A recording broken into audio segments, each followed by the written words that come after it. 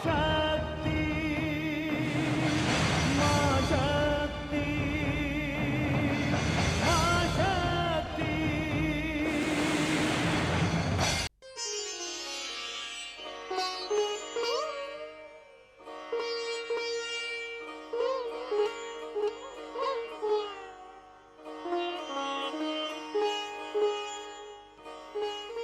प्रणाम ऋषिवर, आपका स्वागत है। पधारिए।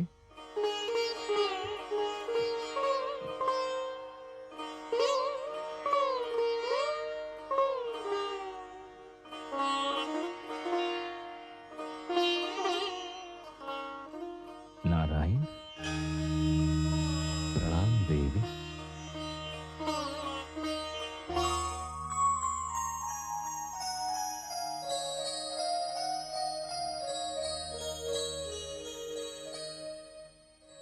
अच्छा राजन, जैसी आपकी इच्छा ऋषिवर। चलिए। नारायण नारायण।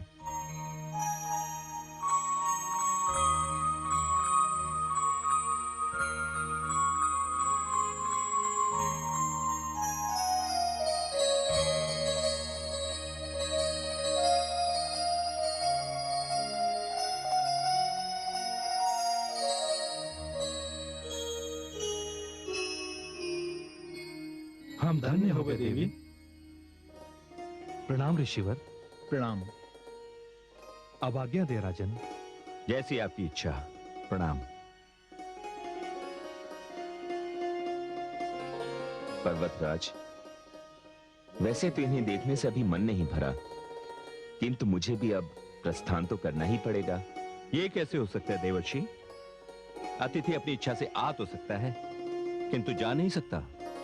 मेरे राज्य में सर्वत्र उत्सव मनाया जाएगा। मेरी पुत्री का नामकरण संस्कार होगा। आपको मेरी विनती स्वीकार कर रुकना ही होगा देवर्षि। जैसी देवी भवानी की इच्छा। मुझे भी देखना है, मुझे भी देखना है, देखना है, मुझे भी देखना है। आओ पुत्री, देखो। माताश्री, इसका नाम क्या रखा है? पुत्री, अभी इसका नाम नहीं रखा। देवर्षि नारद, ये मेरी बड़ी पुत्री गंगा है। हे गंगे, जब तक इसका नामकरण संस्कार नहीं हो जाता, तुम इसे पार्वती कह सकती हो। ये लो, देवर्षि नारद ने तो उसका नामकरण संस्कार भी कर दिया। पार्वती। आह, कैसा सुंदर नाम है। क्यों न हो, पर्वत की पुत्री पार्वती ही तो कहलाएगी। पार्वती। महाराज की जय हो। महाराज की जय हो। प्रसिद्ध ज्योतिषी महर्षि भृगु के शिष्य आनंद वृद्धि आए हैं। सैनिक, उन्हें अंदर सम्मान पूर्वक बिठाइए। जो आज्ञा महाराज। देवर्षि नारद, मुझे आज्ञा दीजिए। पार्वती आपका नाम है। पार्वती आपका नाम है।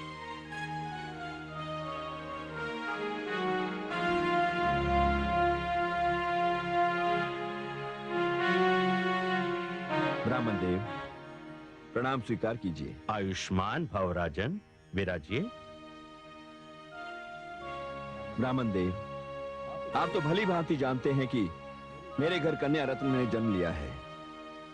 मैं अपनी कन्या का भविष्य जानने के लिए अति उत्सुक हूं। शुक्ल पक्ष द्वादशी के दिन ठीक मध्याह्न काल में कन्या ने जन्म लिया है महाराज। बस बस महाराज, मेरे लिए इतना जानना ही पर्याप्त है। ओम।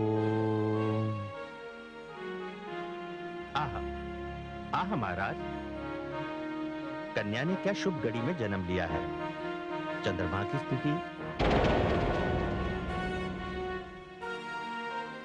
क्या बात है महाराज, आप चंद्रमा की बात करते करते अचानक चुप क्यों हो गए? नहीं नहीं महाराज, मैं चुप नहीं हुआ। मैं तो ये कहना चाह रहा था कि चंद्रमा सारे सौभाग्य के साथ आपके घर में आया है। कन्या के नक्षत्र प्रबल है, ग्रहों की स्थिति भी मंगलमय है। किंतु क्षमा करें महाराज, मुझे जन्म पत्रिका बनाने के लिए थोड़ा समय चाहिए। हे आनंद वृद्धि, आप जितना चाहे समय लीजिए, किंतु उसकी जन्म पत्रिका संपूर्ण होनी चाहिए। हाँ महाराज, जन्म पत्रिका के विषय में मैं आपसे क्या कहूँ।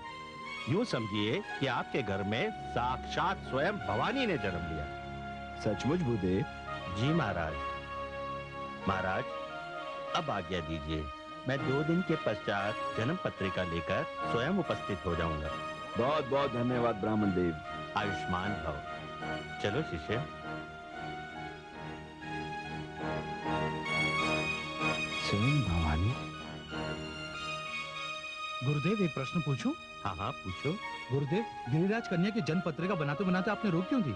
क्योंकि संसार के एक महान प्रतापी असुर के जीवन की डोर इस जन्म पत्रिका से जुड़ी है। अर्थात गुरुदेव? हम वहीं जा रहे हैं शिष्य। गुरुदेव, हम जा कहाँ रहे हैं? हम वहां जा रहे हैं शिष्य जहां तुम्हारे प्रश्न का उत्तर है। कश्यप और दिति के पुत्र, असुर सम्राट देवराज इंद्र के भ्राता, महाशक्तिशाली प्रतापी महाराज तारकासुर के पास।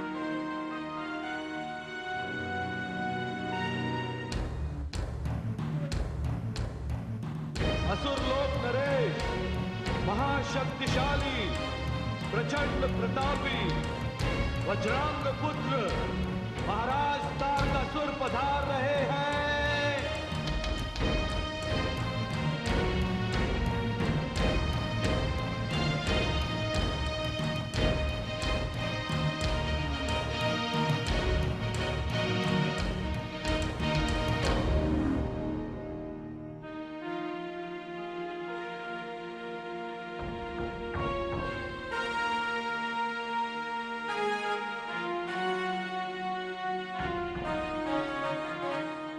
महाराज की जय हो।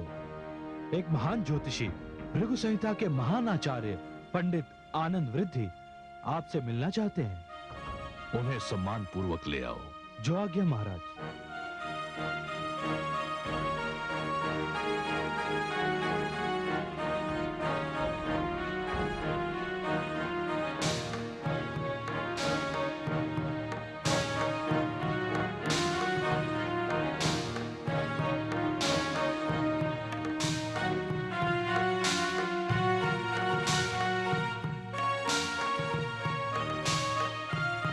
प्रणाम विप्रदेव।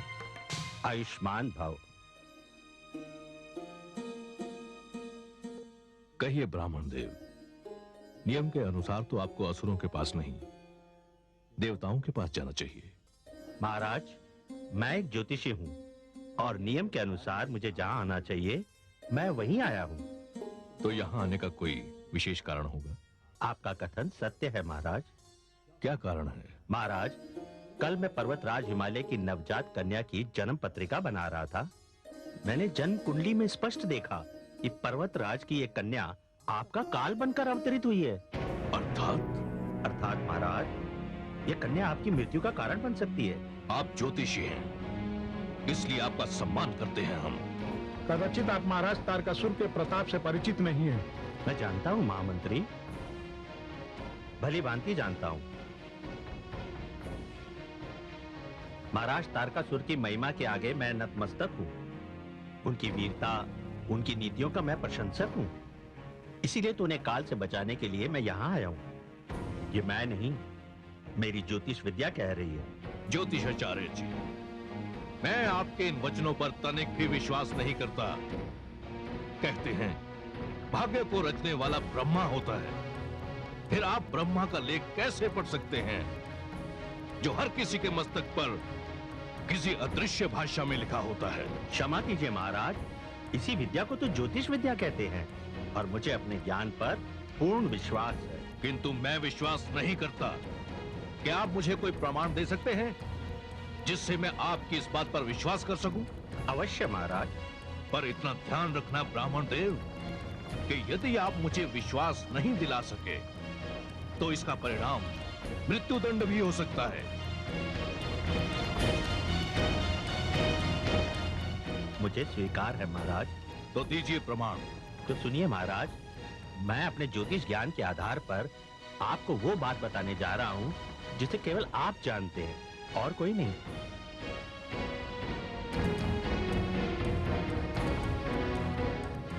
हम जानना चाहते हैं कि वो बात क्या है। वो बात यह है महाराज कि ब्रह्मा जी ने आपको वरदान दिया था कि आपकी मृत्यु भगवान शिव के पुत्र द्वारा ही होगी और वो पुत्र 7 माह का होगा। क्यों महाराज, मेरी बात सत्य है ना? हाँ ब्राह्मण देवता, ये बिल्कुल सत्य है। आपके प्रति मेरे मुख से जो भी शब्द निकले हैं उसके लिए मैं क्षमा चाहता हूं। आप सचमुच विद्वान हैं, महान ज्योतिषी हैं। आपने जो कुछ भी कहा वो अक्षरशः सत्य है। ब्रह्मा जी ने मुझे यही वरदान दिया है कि शिव का 7 मास का पुत्र ही मुझे मार सकता है, किंतु सारा संसार यह भी जानता है कि सती के आत्मदाह के पश्चात भगवान शिव जिस प्रकार समाधि में लीन है, उन्हें इस स्थिति से बाहर निकालकर फिर से सांसारिक बनाना कठिन ही नहीं, असंभव है। और भगवान शिव के पुत्र तभी होगा ना जब वो पुनः विवाह करेंगे। महाराज, मेरा ज्योतिष ज्ञान ये कहता है कि पर्वतराज की पुत्री पार्वती ही भगवान शिव को इस स्थिति से बाहर लाएगी और उन्हें सांसारिक आकर्षण की प्रेरणा देगी।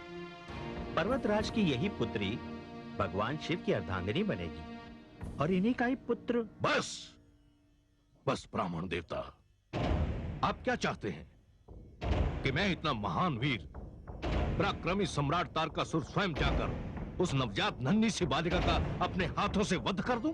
महाराज, जब तक आपके लिए प्राण न्यौछावर करने वाला आपका यह सेवक उपस्थित है, तब तक आपको किसी प्रकार का कष्ट उठाने की कोई आवश्यकता नहीं है। आप मुझे आज्ञा दीजिए महाराज। वो नन्ही बालिका मुझे देखते ही भय से अपने प्राण त्याग देगी। मेरा नाम अंधक है, अंधक। मुझे देखते ही लोग अंधे हो जाते हैं। ठीक है अंधक, तुम जाओ और उस बालिका को समाप्त कर दो और आनंद वृद्धि की इस चिंता को सदैव के लिए समाप्त कर दो। जो आज्ञा महाराज।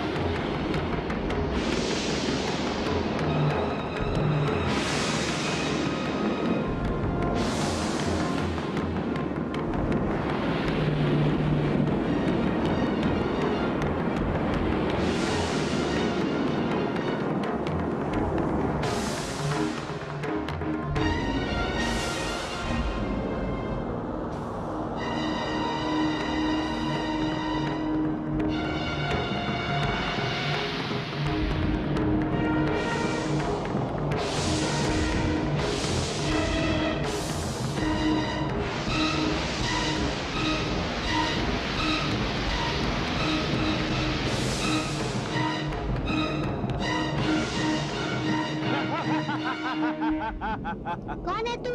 मैं दैत्य अंधक हूँ। क्या तेरा ही नाम पार्वती है? नहीं, मेरा नाम गंगा है। ये है मेरी बहन पार्वती। जा, चली जा यहाँ से। तू भाग जा यहाँ से। क्यों? क्यों मैं भाग जाऊँ? यदि मैं तेरे सामने इसका वध करूंगा तो तू डर जाएगी, इसलिए तू चली जा यहाँ से। नहीं, मैं अपनी बहन को छोड़कर नहीं जाऊंगी। कितना डरावना है, बच्चे को देख के डर जाएंगे। इसका अर्थ ये हुआ तू यहाँ से नहीं जाएगी? नहीं। अच्छा। अच्छा।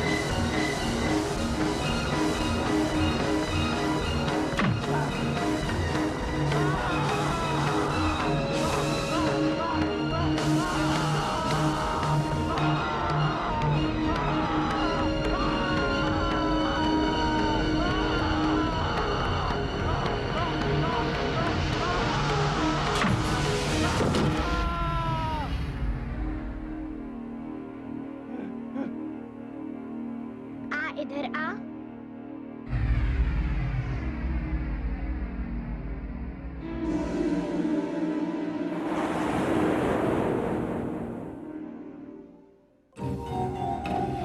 असुरलोक नरेश, महाशक्तिशाली, प्रचंड प्रतापी, वज्रांग पुत्र महाराज तारकासुर पधार रहे हैं।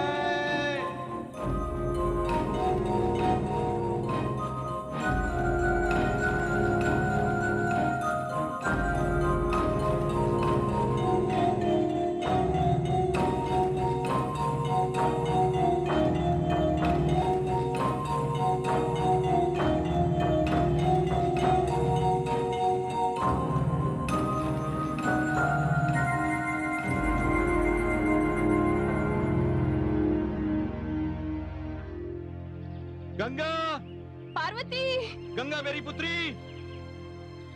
पार्वती। गंगा, गंगा, गंगा मेरी पुत्री, तू ठीक तो है? हाँ पिताश्री। पुत्री, वो राक्षस कहाँ है? वो राक्षस था, वो तो डर के भाग गया। भाग गया?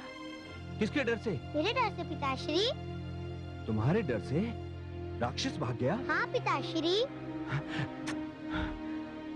आज से मैं अपनी इन दोनों कन्याओं को कभी भी अकेला नहीं छोड़ूंगा। भवन के बाहर इनकी सुरक्षा का उत्तरदायित्व आपका है सेनापति जी। जी महाराज।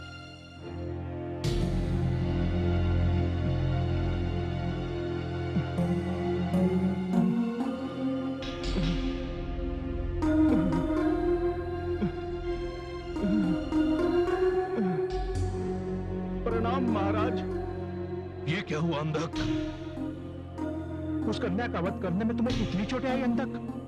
नहीं सेनापति जी, उस कन्या तक तो मैं पहुंच ही नहीं सका।